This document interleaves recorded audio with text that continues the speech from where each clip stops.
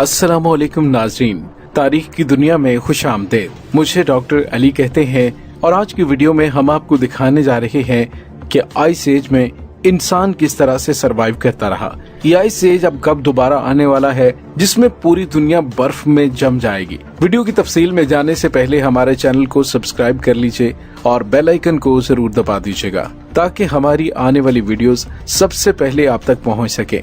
और comment section में अपने ख्यालात का इजहार जरूर कीजिएगा। नाज़रीन, दुनिया आज जैसी हमें नजर आती है हमेशा से वैसी नहीं थी। दुनिया की तख्लीक से लेकर अब तक ना जाने कितनी बार हमारी जमीन ने मुख्तलिफ किस्म की तब्दीलियों का सामना किया है। खुले मैदानों में पहाड़ नमूदार हो गए, सहराओं में दरिया बहने लगे, गर्म इलाकों में बर्फबारी होने लगी तो कभी जमीन का एक हिस्सा कटकर जजीरे में बदल गया। आज की इस वीडियो में हम इन्हीं तब्दीलियों में से एक तब्दीली की बात करेंगे। ये एक मौसमियाती तब्दीली है। इसे आइस एज का नाम दिया गया है। आइस एज क्या है, इसकी वजूहात क्या हैं, आज से लाखों साल पहले इंसान ने आइस एज का मुकाबला किस तरह से किया और अगला आइस एज हमसे कितना दूर रह गया है। नाज़रीन, आइस एज जिसे अहद यक या फिर बर्फानी दौर भी कहा जा सकता है, एक ऐसे दौर को कहते हैं जिसमें पूरी दुनिया का दर्जा हरारत कम होना शुरू हो जाता है। कुतुब शुमाली और कुतुब जनूबी से बर्फ की तहें फैलते फैलते कुर्रा अर्ज के एक हिस्से को अपनी लपेट में ले लेती हैं। ग्लेशियर्स भी फैलने लगते हैं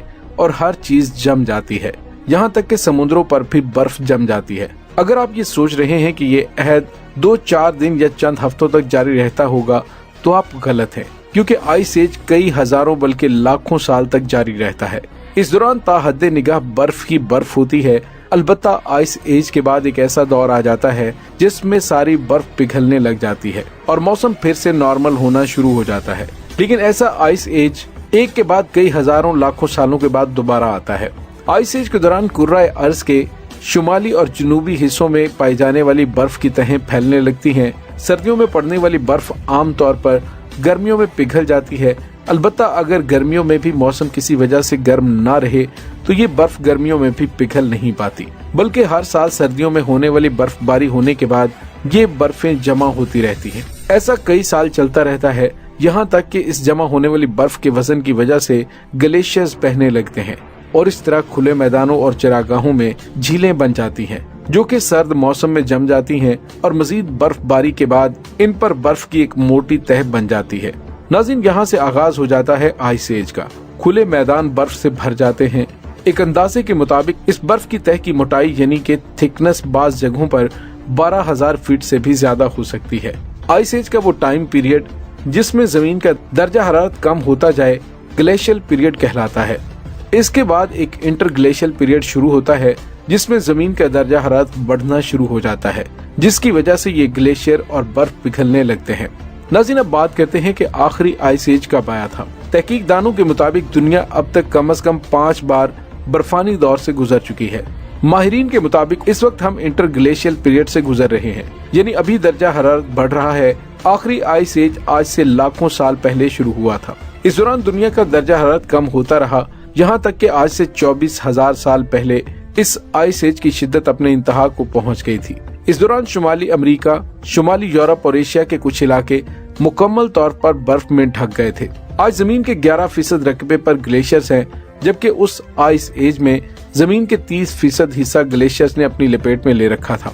यहाँ के लोगों को उन इलाकों को छोड़कर निस्बतन गर्म इलाकों में हिजरत करना पड़ी थी।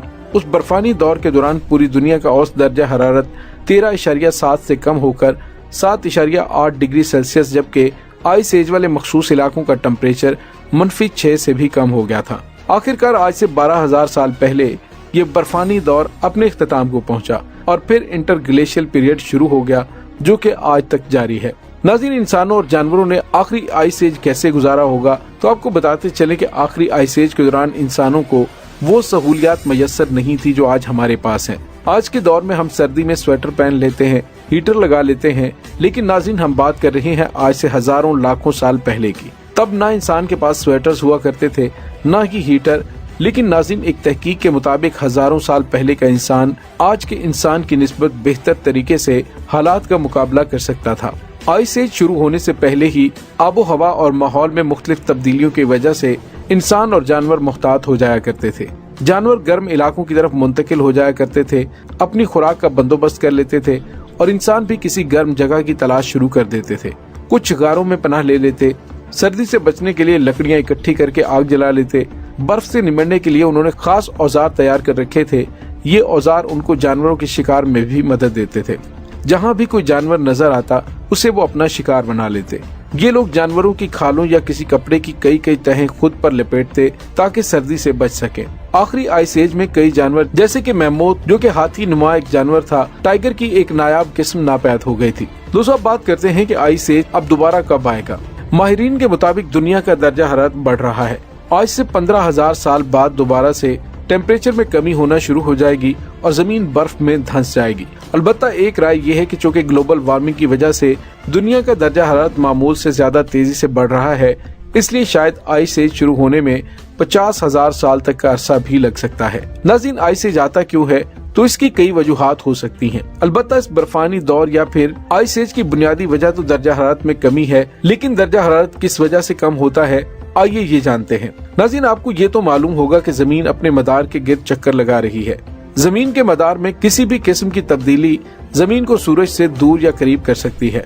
जब जमीन सूरज से दूर हो जाए तो इसकी वजह से जमीन पर दर्जा हरारत कम होना शुरू हो जाता है। इसी तरह सूरज में हर वक्त मुख्तलिफ रिएक्शंस होते रहते हैं, जिसके नतीजे में रोशनी और हरारत खारिज होती है जो कि जमीन तक पहुंचती है। अलबत्ता अगर किसी वजह से ये रोशनी और हरारत कम हो जाए तो भी जमीन पर दर्जा हरारत गिरना शुरू हो जाता है। आबो हवा में पाई जाने वाली मुख्तलिफ गैसेस जैसा कि कार्बन डाइऑक्साइड जमीन के दर्जा हरारत को कम या ज्यादा कर सकती है। कार्बन डाइऑक्साइड की कम मिकदार की वजह से टेम्परेचर में कमी वाक़ हो सकती है। समुद्रों की लहरों के उतार चढ़ाव या मद्दोजज़र के बायस भी दर्जा हरारत कम हो जाता है।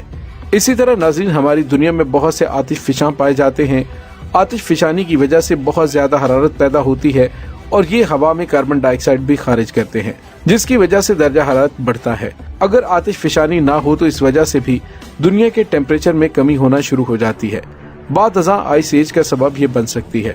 नाज़रीन, सवाल ये पैदा होता है कि आइस एज किसने दरियाफ्त किया। ये एक ऐसा सवाल है जो शायद इस वक्त आपके जहन में आ रहा होगा कि जब आखिरी आइस एज कई हजार साल पहले खत्म हो गया था तो हमें कैसे पता चला कि कभी कोई आइस एज गुजरा था और आइस एज क्या होता है। तो दोस्तों, आज से 200 साल पहले 19वीं सदी में माहिरीन अर्जियात यानी जियोलॉजिस्ट ने यूरोप के ग्लेशियर्स के मुशाहिदे के दौरान इसमें कुछ तब्दीलियां देखी। इस तरह आइस एज में नापैद हो जाने वाले जानवरों की हड्डियों में भी ऐसे शवाहिद मिले, जिससे माहिर अर्जियात को ये तासुर मिला कि दुनिया की तारीख में बहुत से ठंडे दौर गुजरे हैं। उन्होंने जमीन और पत्थरों का भी जायजा लिया। मुख्तलिफ किस्म की रिसर्च के बाद आखिरकार आइस एज के मुकम्मल शवाहिद तक पहुँच गए। माहिरीन के मुताबिक अब अगला आइस एज आने में 50,000 साल तक का अरसा लग सकता है। लेकिन नाज़रीन, आज से 50,000 साल बाद जमीन का नक्शा कैसा होगा ये तो यकीन से कोई कुछ नहीं बता सकता। ये भी मुमकिन है कि ग्लोबल वार्मिंग इतनी बढ़ जाए कि दुनिया के ठंडे इलाके भी गर्म इलाकों में तब्दील हो जाएं और किसी आइस एज की नौबत ही ना आए। नाज़रीन, आइस एज के टॉपिक पर मशहूर एनिमेशन कंपनी फॉक्स ने अब तक 6 एनिमेटेड मूवीज भी बनाई हैं, जिसमें दिखाया जाता है कि मुख्तलिफ जानवर आइस एज के दौरान पेश आने वाली मुश्किलात का सामना कैसे करते थे।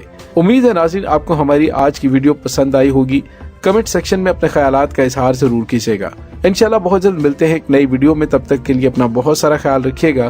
पाक फौज जिंदाबाद, पाकिस्तान पाइंदाबाद, पाकिस्तान के गुमनाम हीरोज को सलाम, अल्लाह वारिस।